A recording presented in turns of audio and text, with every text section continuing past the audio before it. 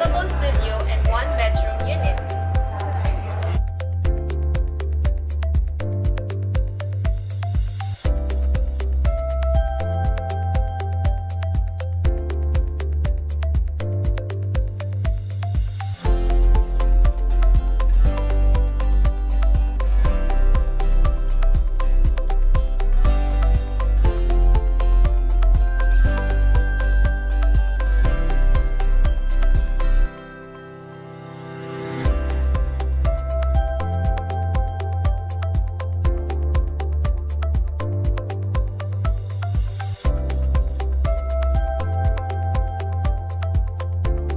Size is more or less 24 square meters for a 1-bedroom unit.